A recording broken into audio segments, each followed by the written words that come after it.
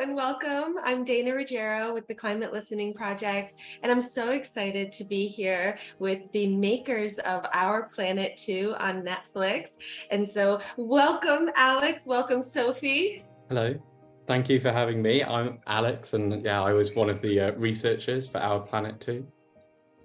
And I'm Sophie Darlington. I'm one of the many cinematographers that were involved on Our Planet 2. Oh, I'm so excited to be chatting with you all. Sophie, what does it mean to you to be a natural history filmmaker? That's a great question. Everything. I mean, it's been my life for over 30 years. It's what drives me. It's absolutely my passion, my soul. It's everything to me. So it's like, I can't underplay it enough. Or overplay it. Which one is it, Alex? Whatever it is, it's everything. I can't imagine being anything else. Well, this series has been so inspiring to me. It's so beautifully made, and I appreciate both of you so much. Alex, being, as part of the research process for this episode today that we're going to be watching, would you tell me a little bit about your process on this specific piece?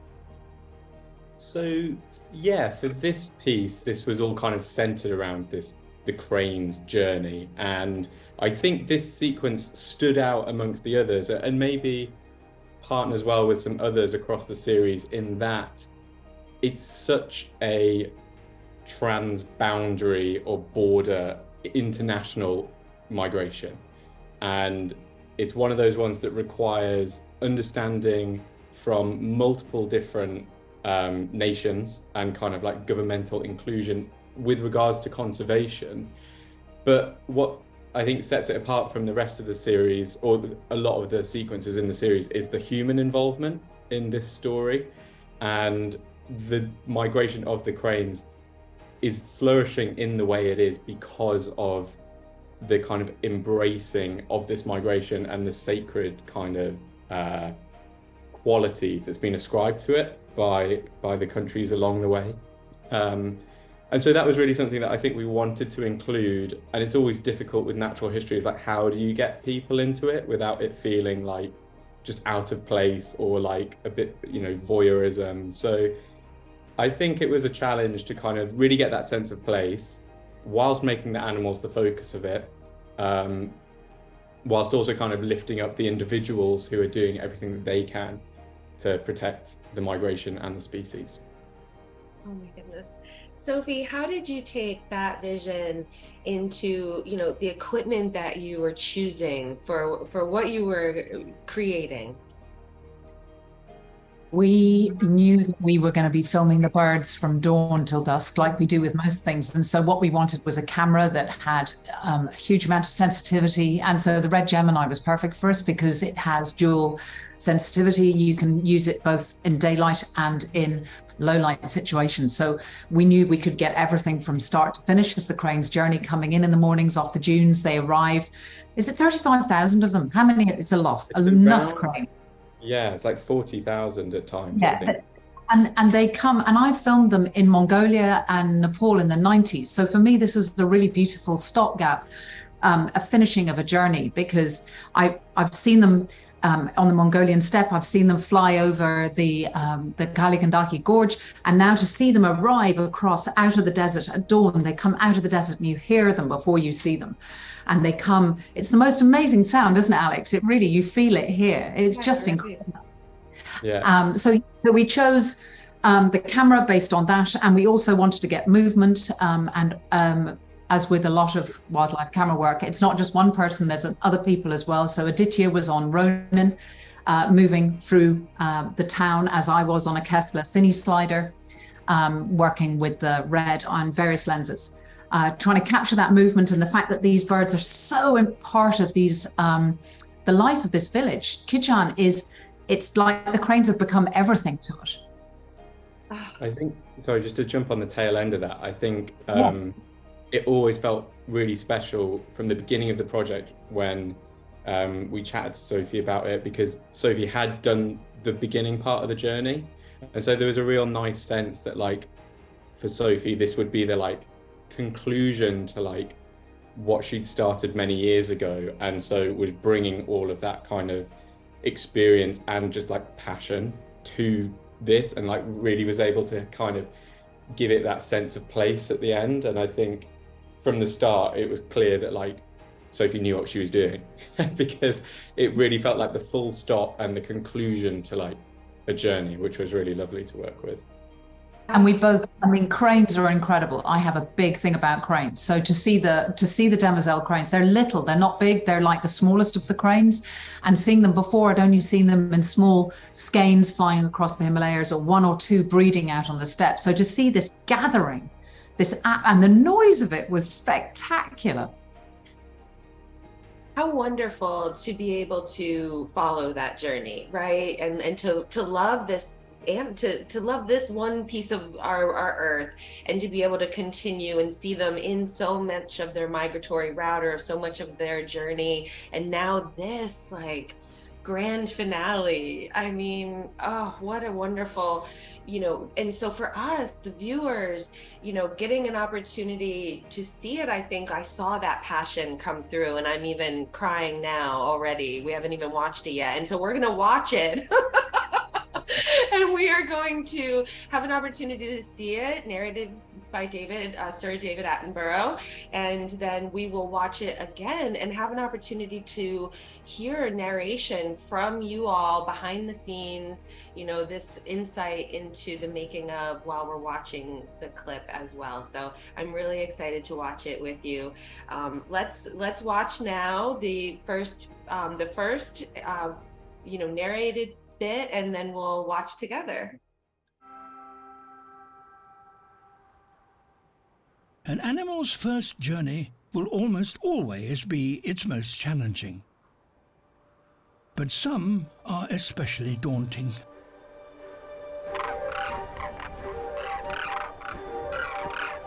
Young Demoiselle Cranes face one of the toughest migrations made by any bird.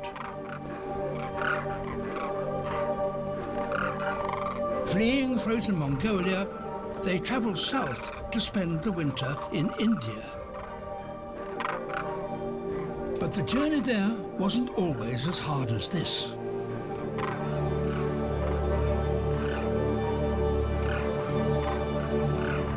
"45 million years ago, the land beneath them was comparatively flat. It was then crushed and pushed upwards into great folds, creating what was to become the highest mountain range on Earth, the Himalayas.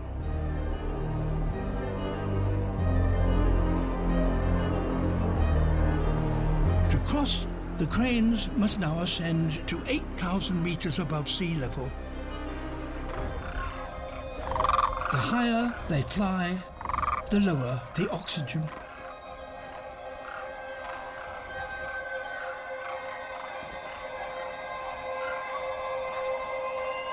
Exhausted, they're vulnerable to attack.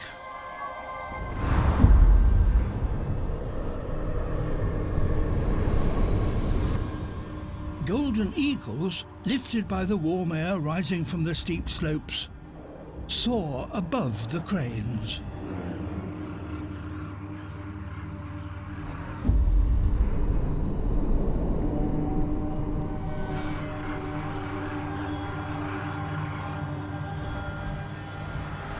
And then they dive down towards them.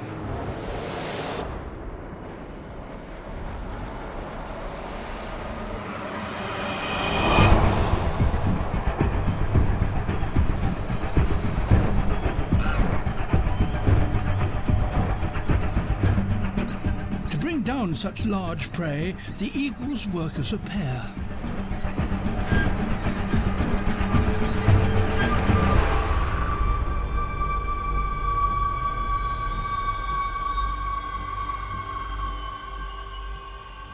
This chick's first journey has become its last.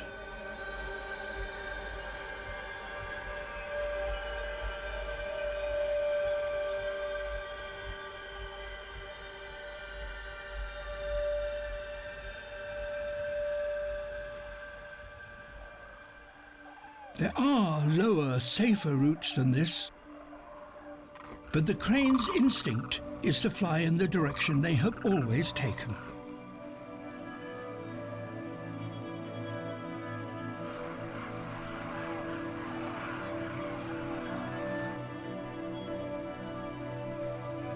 Until very recently, they faced hunting and the loss of many of their traditional feeding sites.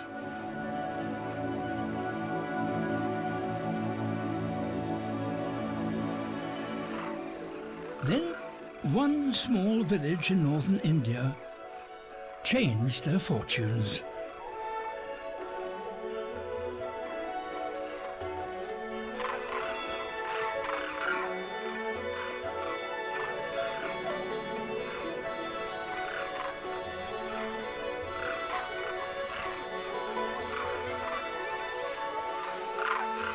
The people of Kichan began to feed and protect the cranes.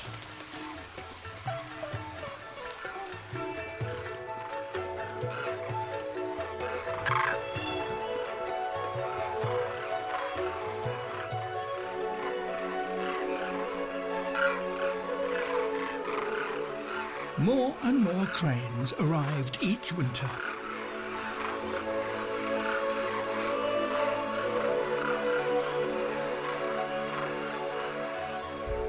15,000 of them now visit Kichan every year. It's the greatest gathering of the species to be seen anywhere. For the chicks, their journey south across the tallest mountain range on Earth is finally over. Until next year.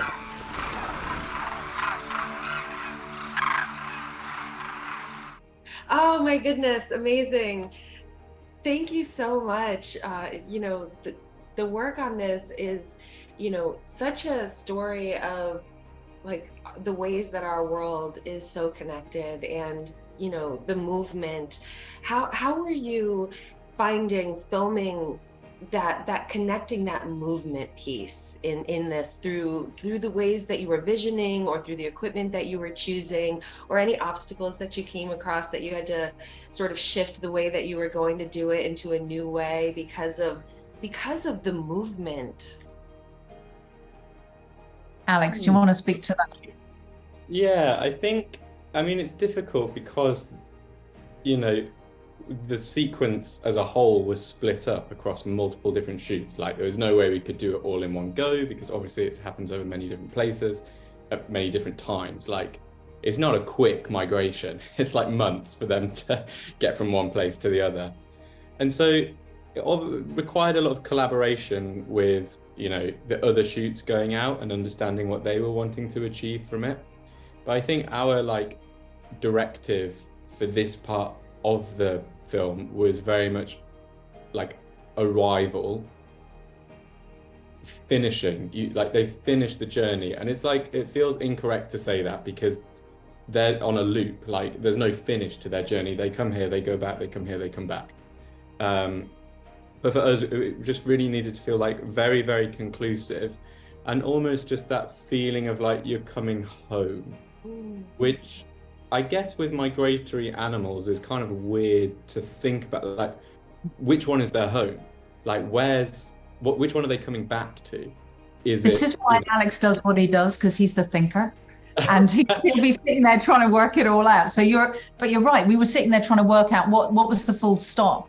And I think in a way it was the warmth of Kichan and the landscape. It's these incredible tones and these beautiful colors in Rajasthan that because you come over the Kali Gandaki Gorge, don't you, from the other shoot, and it's all icy cold and bitter and windy, and then you arrive into this hot desert, and it's a moment for them to rest and feed. And because of the Jains and the work of people like Severam, who allowed us to use his rooftop to film them from, so we didn't disturb them. So as you say, Alex, it's sort of like there were so many different things all coming to that end point, weren't there? Yeah, I think as well, like because obviously they're coming to a very populated region, like with people. Previous to this, they're on the Mongolian steppe and there's nothing. I mean, obviously there's people there, but like visually it's very sparsely populated. Whereas, you know, connecting to it as a viewer, like it just has that sense of homecoming. Like there's people there, like Sophie says, it's warm, it's these kind of like rich reds and oranges and like just hazy kind of, it's womb-like, if you know what I mean. And then you see people there, you see activity there, and this kind of communal like activity of going on. There's just something that feels like oddly familiar about it. And so I think like the actual place, Kichan, just lends itself to that a lot more. And I think that was totally reflected through our experience as well. Like we were welcomed with open arms, like by everyone. It was like slightly overwhelming for very prim British people, like, oh, gonna let us in? Like, it was lovely. Like, and I think a lot of that has to be credited to like the Indian team that we worked with. Because like, whilst Sophie and I like do a lot of the work, like the groundwork is really done by like our fixing team and the kind of amazing. Exactly. Like we couldn't have done it without them, and establishing those relationships so that by the time we arrived, we were almost like familiar faces, having never like stepped foot there before. And again, I think it comes back to that like sense of community, that sense of welcoming arrival, which is, I guess, there's a weird parallel to which like we experienced that as well.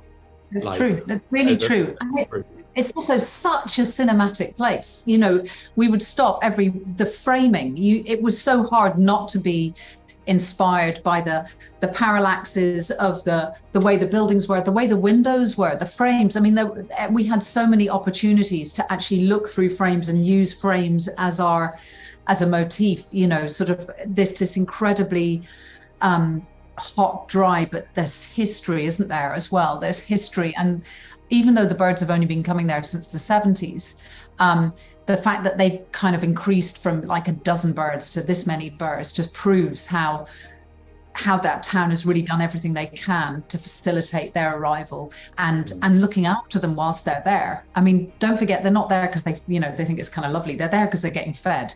So it's a chance for them just to, relax, chill out, and be a bit social. They're not madly social, Demoiselle Cranes, so it's slightly odd as well for them to be all together. It's wonderful to see this idea of our planet and our home, and you all moving to discover and to share these beautiful stories, and the communities that are coming together to take care of this wildlife in new ways as climate change or whatever is impacting all of us. We really are needing all of us right now so much, and you all have shown it in such a beautiful way to inspire people to now do this kind of caretaking everywhere. Maybe I think that's the aim. That's what we're trying to get people to do. That's why we do it. Because let's watch together now, and hopefully I don't cry the whole time. I'm just Until very recently, they faced hunting. All right, so where are we here? So this is kind of, this is India, basically. This is like their arrival into India. And then this is the long lens where we get them coming in. So we wanted this sense, and as you can see, look at the tones, look at the colors, you definitely know you're in a place which isn't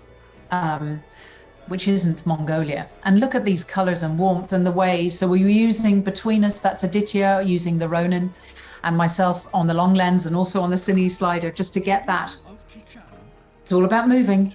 And it goes so quickly. I mean, how long were we out there, Alex? 3 weeks?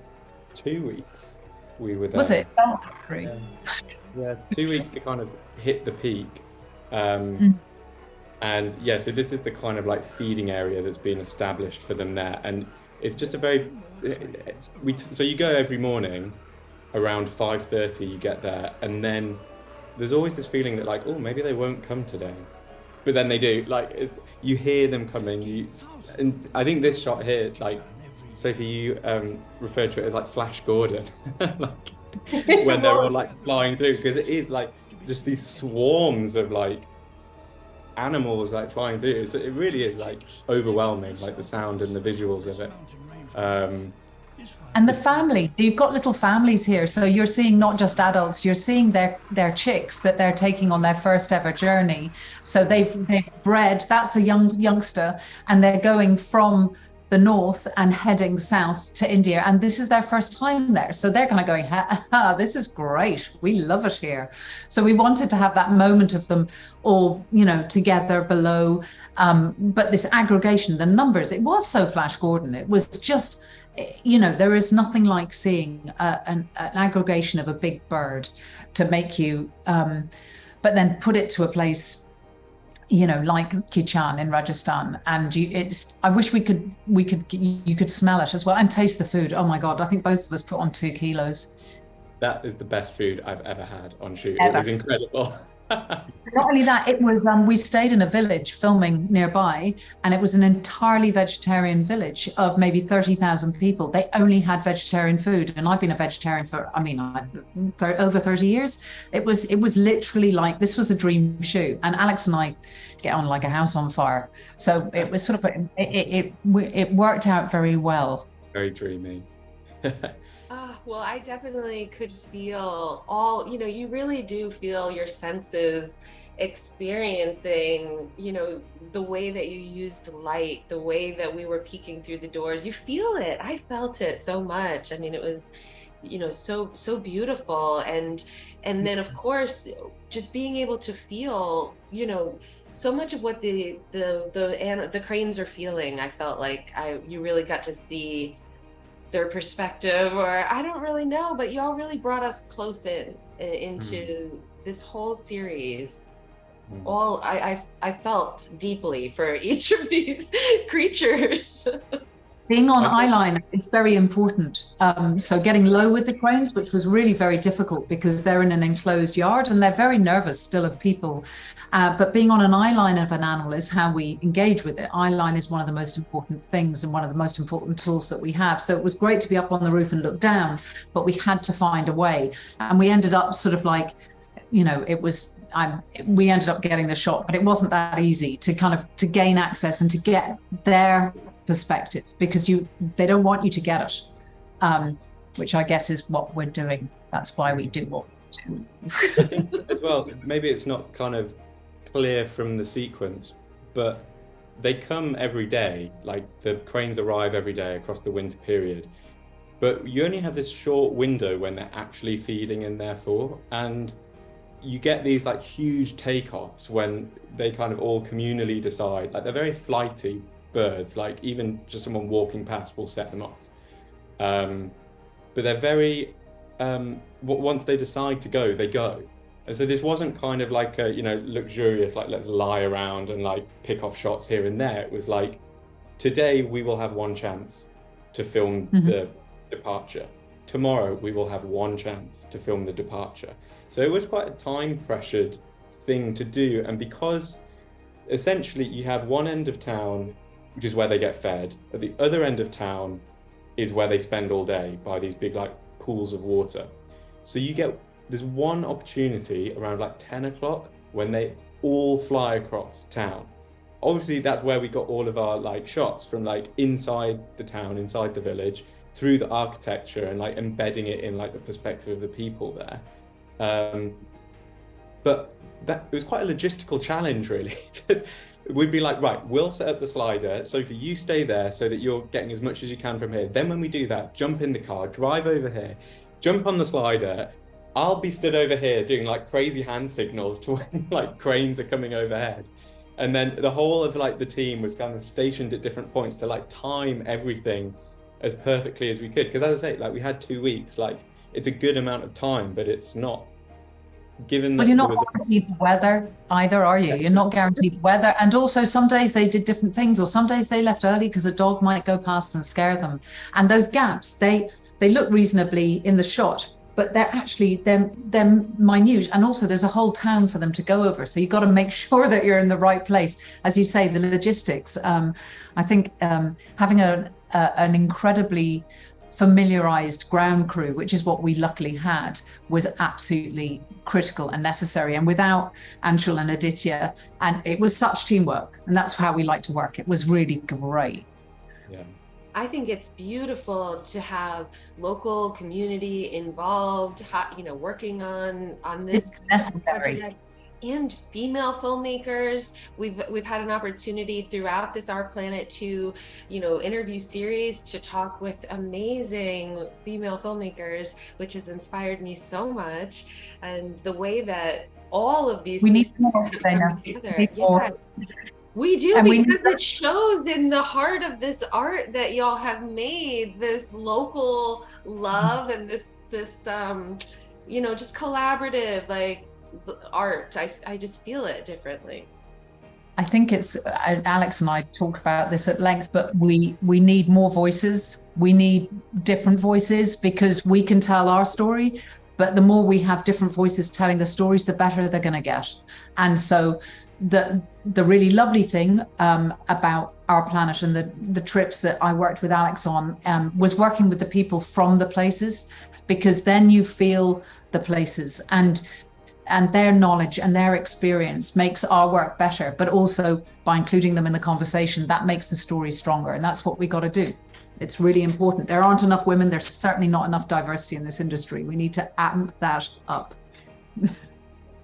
Definitely. I think as well, like, I don't know how to quite like phrase this, but like, I think sometimes wrongly, there's an assumption that maybe because people aren't in the like network of filmmaking stuff going on with regards to wildlife, that they don't know exactly like how to do it in the right way. And it's kind of like, first of all, yes, they do. Like, they're incredibly skilled and talented and are bringing more expertise a lot of the time than what we might be bringing.